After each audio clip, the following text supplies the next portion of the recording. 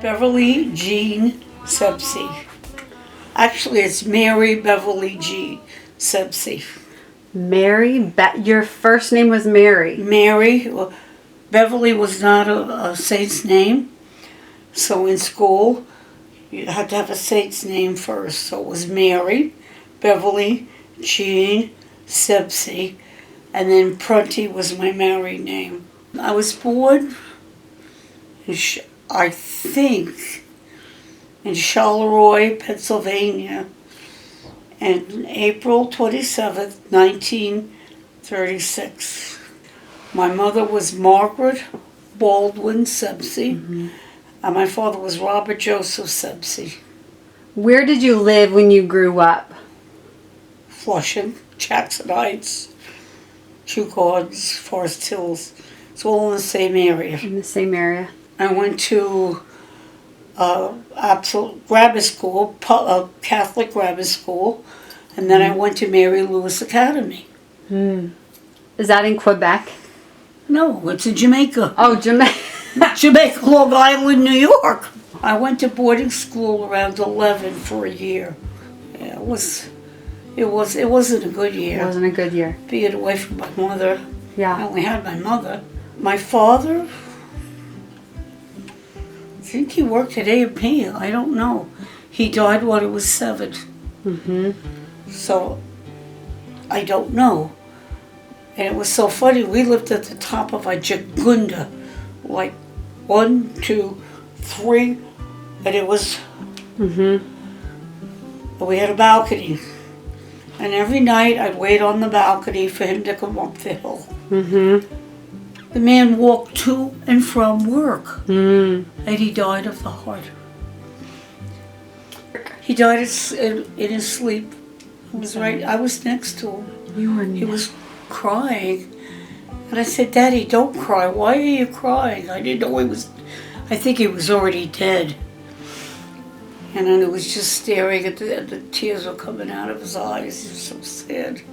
It's only 31. So sorry. Then my aunt, Muriel, my mother's sister, she lived in New York. And she said to my mother, it's such a small town. And today, it is still the small town. Hasn't changed in 80 years. So she said, you can't live there. How are you going to support yourself and me? Yeah.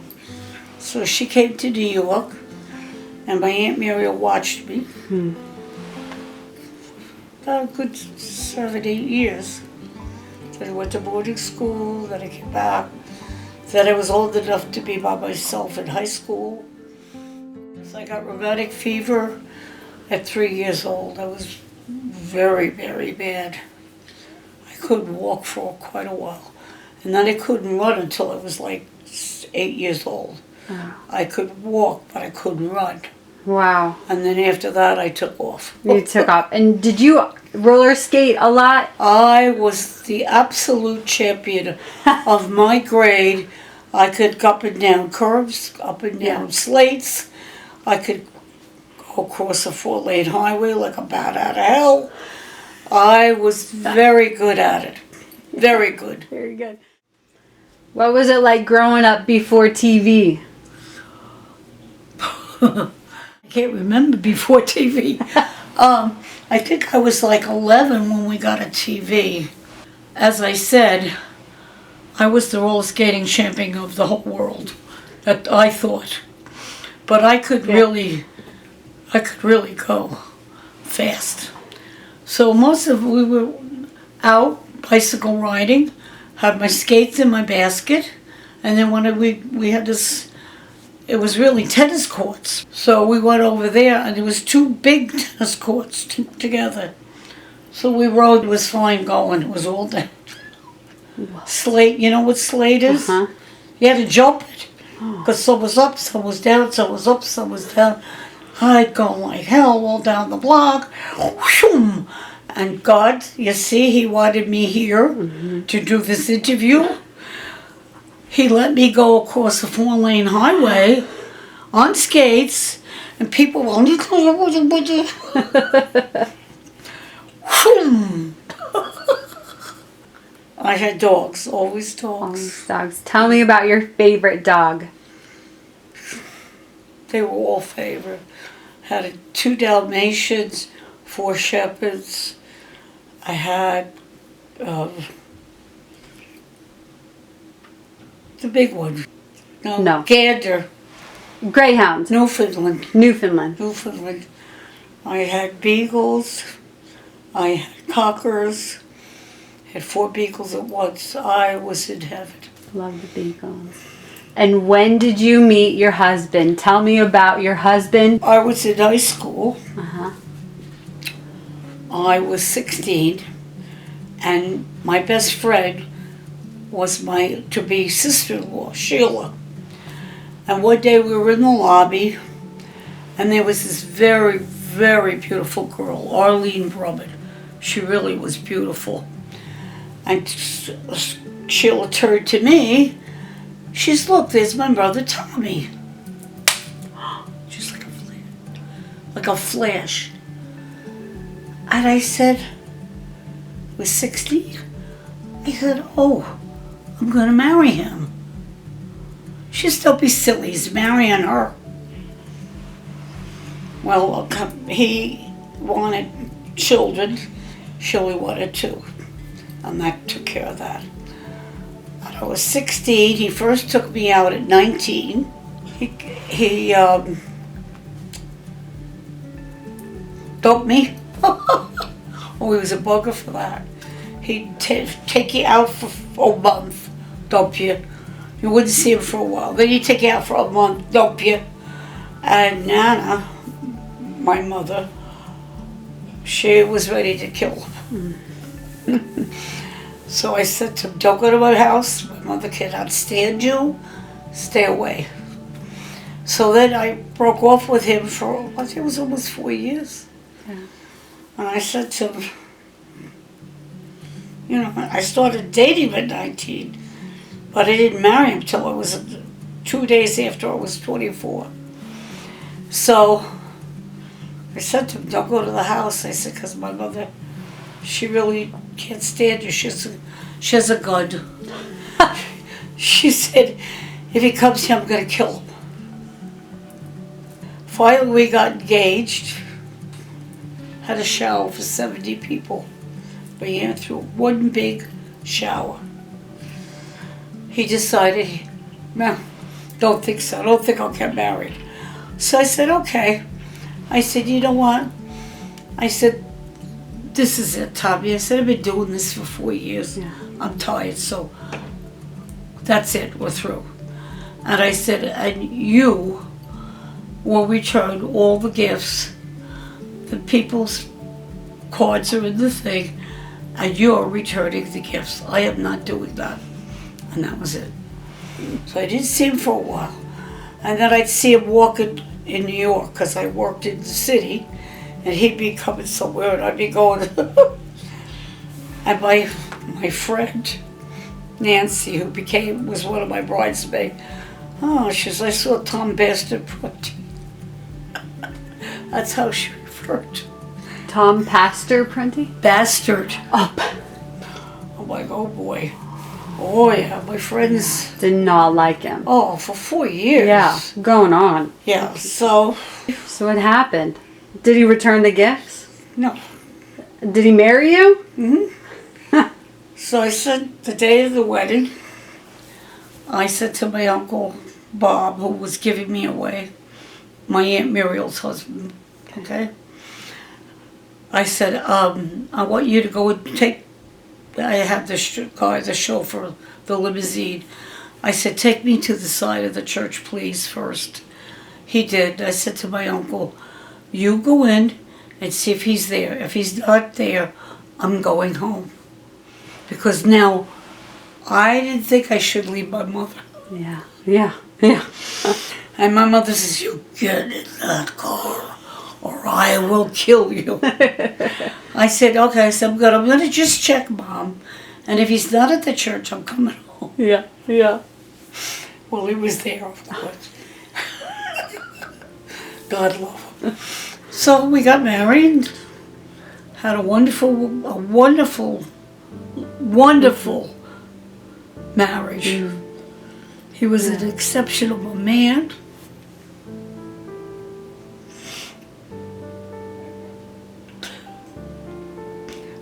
I miss him so bad. We had so many laughs. He was so funny.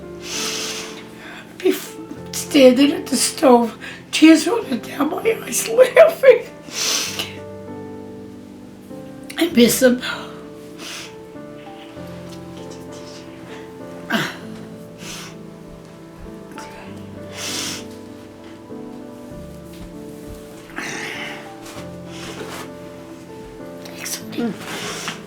Anyway, we had a wonderful marriage. And God granted me 5 beautiful, exceptional children. I never had a moment, a minute, a week, an hour problem with them. They did what they were supposed to. They went to school, high school, college, graduated, got married. I never, ever, ever had a problem with my children. I thank God every day for the family He has given me, because I was a lonely child, because I was alone. I had no brothers and sisters. So God gave me this family that I am so privileged to have. You are a woman of such great faith. When did that start? Do you remember? First grade. I went to Catholic school all my life. I went to Catholic high school. I didn't go to college. I went to work because my mother was having a hard time. And I just gave her my home paycheck other than back and forth fare. So I had to go. I wasn't college material anyway. But she was great. So that was, I did that till I married Grandpa. And then I worked that first 8 months because I was pregnant with Suzanne right away, a month after the wedding. Yeah. My mother said, and I said, "Excuse me, we never did any of that." I said, "Oh, I was so insulted." But anyway, and then I had 4 in a row, so I couldn't go back to work then. What was your favorite part about being a mother? My children. I love them. Oh my God, I love them. They were wonderful. They did what they were supposed to do, and I did what I was supposed to do. And Grandpa, he was incredible. He was just an incredible man. God really, really, really gave me the good one, I'm telling you. God gave me the best. What's the secret to a happy marriage? Well, the only thing my mother ever told me, and they were only married 10 years, her and my father, before he passed. She always said to me, "Do not go to bed angry," because my father died in his sleep. And she said if we were arguing, I could never respond to that. So she said, "I'm telling you, don't ever go to bed angry, because you may not wake up." And how about life after Grandpa? Well, it wasn't easy. It was pretty miserable because he was my whole world from 15 on. He died, married, 30 some odd years. I thought I would have maybe 50 years. I was hoping God took my father so young, I'll get my husband. Didn't work out that way. But you have to step up and go on with what God presents you with. You have to. What are you going to do? You have to get up and go. And you have strength that you don't know about. Oh, how am I going to do this? Oh, I'm going to... You do. You just have it, and you get up and you go. That's all you can do. I'm going to put this... All these great-grandchildren. I love them. What do you want them to know? Well, the most important thing to me, and everybody's going to say, "Oh, I know it," is God. If you don't have God in your life, you don't have anything. I want my children and my grandchildren and my great-grandchildren to go with God. You can't go wrong with that.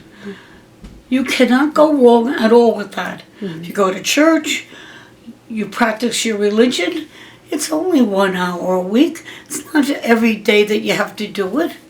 1 hour a week that you could give God. Look at this. I don't know if you've dug this room.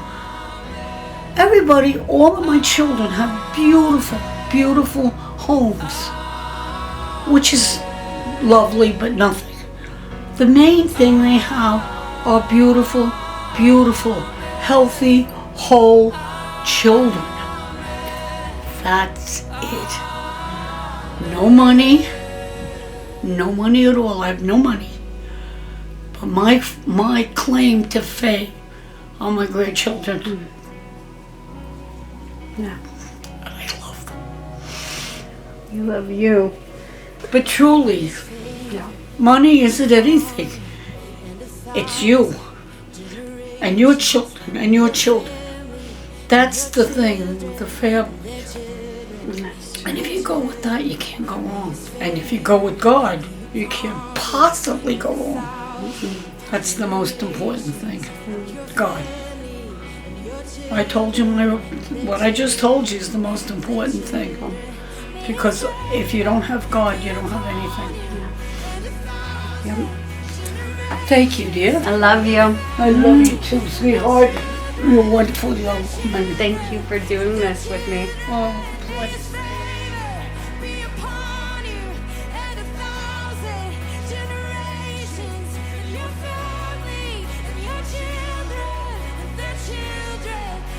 Children, may His presence go before.